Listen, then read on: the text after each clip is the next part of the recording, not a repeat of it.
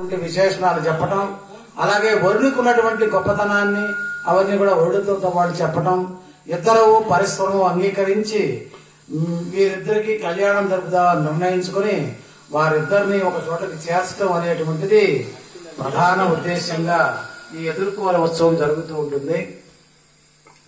దీనిలో అనేక రకాలుగా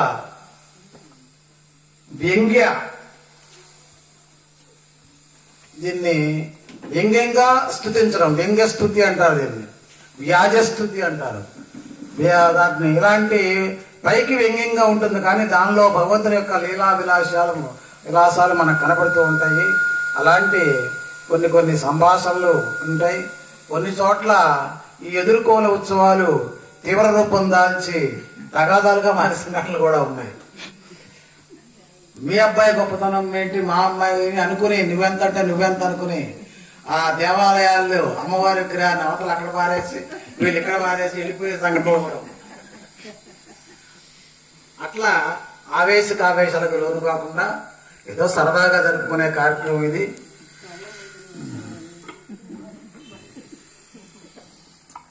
మొదటగా ప్రార్థనా శ్లోకం చెప్పాము. రామాయ రామభద్రాయ రామచంద్రాయ వేధస్సై. ఒక్కొక్క విశేషణం ఒక్కొక్కదానికంటే మరొకటి గొప్పది. రామచంద్ర ప్రభు ఆనందించేటువంటివి. రామాయ అనేది మామూలుగా విశేషణం, రాముని కొరకు. రామభద్రాయ, రాముడు ఒక రాజు, ఆయన పరిపాలనలో అందరూ కూడా భద్రంగా క్షేమంగా ఉంటారు అనేటువంటిది. రామచంద్రాయ, పరిపాలన అంటే ఎలా ఉండాలి, చంద్రుడు వెన్నెల్లాగా, కాబట్టి ఆయన రామచంద్రుడు, శ్రీరామచంద్రుడు అని పేరు వచ్చింది. ఆయన పరిపాలనలో ప్రజలు వెన్నెల్లో ఉన్నంత సుఖంగా జీవించారు కాబట్టి రామచంద్రాయ. వేధసే, వేదస్వరూపుడు ఆయన, అందరి అంతరాత్మల్లోనూ ఉండేవాడు. రఘునాథాయ, రఘువంశానికే గొప్పవాడు, రఘువంశ తిలకుడు ఆయన. నాథాయ, ప్రతి వాళ్ళకి కూడా ప్రభువే, అందరికీ కూడా ఆయన ఇష్టమైన వాడే. ఇలా ఒకదానికంటే ఒకటి ఉంటే వీటన్నిటికీ కూడా రామచంద్రుడు మౌనంగా ఉన్నవాడు. చివరి విశేషణం సీతాయాం పతయే నమః అనంగానే ఒక్కసారి ఆయనకి మనసంతా కూడా ఉప్పొంగుతుందట. సీతాదేవి మీద రామచంద్రుడికి అంత ప్రేమ, అందుకని దాన్ని సీతాయాం పతయే అనేది చివరికి పెట్టారన్నమాట. రామాయ రామభద్రాయ రామచంద్రాయ వేధసే రఘునాథాయ నాథాయ సీతాయాం పతయే నమః. సీతాపతి అని పిలుచుకోవడమే ఆయనకి చాలా ఇష్టం అట. రాముడు రామచంద్రుడు అనేటువంటి కాకుండా సీతాపతి అంటే త్వరగా వస్తాట ఆయన. భార్య మీద అంత ప్రేమ. ఎందుకంత ప్రేమ భార్య మీద ఆయనకి? మొదటిది గురువు గారికి నచ్చినటువంటి కన్య ఆవిడ.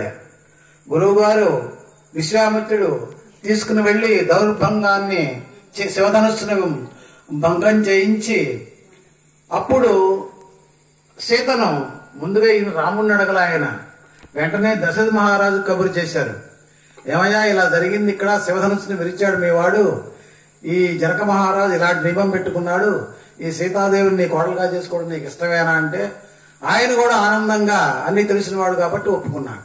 అలా గురువు గారికి తండ్రి గారికి కూడా ఇష్టమైనటువంటి ఆ కన్య కాబట్టి రాముడికి సీత అంటే అంత మమకారం, ఆప్యాయత, ప్రేమ అని చెబుతూ ఉంటారు. అంతేకాకుండా గుణాలు, రూపాలు, తర్వాత గుణాలు, సీత యొక్క గుణాలు, తర్వాత సీత యొక్క అందం, అపరిమితమైన సౌందర్యం కలిగినటువంటి ఆవిడ లలితామాత అమ్మ. ఆవిడ ఆ స్వరూపాన్ని అంత అందంగా ఉంటుంది కాబట్టి అందం చివరికి ముందు గురువు గారికి నచ్చింది, తండ్రికి నచ్చింది, ఆమెలో గుణగణాలు మంచిగా ఉన్నాయి, ఆ తర్వాత సౌందర్యం, ఇలా అన్నీ కలపోసినాయి కాబట్టి రాముడు సీతను అంతగా ప్రేమించాడు. మరి అంతగా ప్రేమించిన వాడు ఎందుకయ్యా అడవులకు చివరిలో వదిలిపెట్టి అడవుల్లోకి తీసుకెళ్లాడు, తనతో పాటు హాయిగా ఇంట్లో ఉంటావు, మనం అరణ్యవాసం ఎందుకు చేయించాడంటే ఆయన చేయించాలి, ఆవిడ కోరుకుని వెళ్ళింది.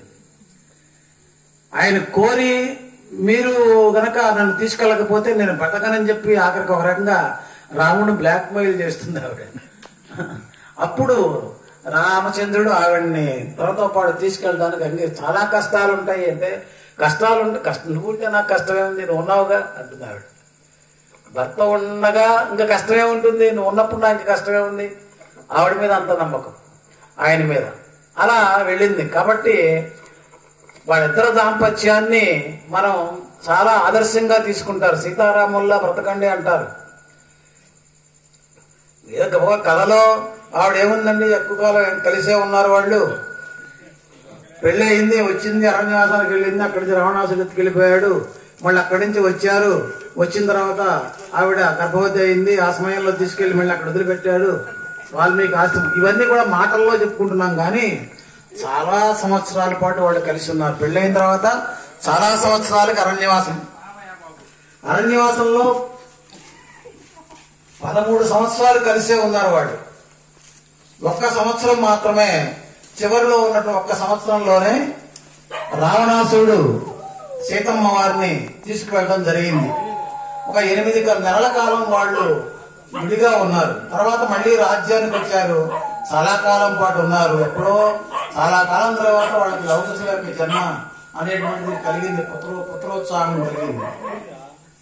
కాబట్టి ఏ సందర్భంలో అయినా ఎక్కడ ఉన్నా కూడా ఆవిడ రాముణ్ణి తప్పుపట్టడం గాని, రామచంద్ర ప్రభువు సీతమ్మ వారిని తప్పుపట్టడం గాని జరగదు.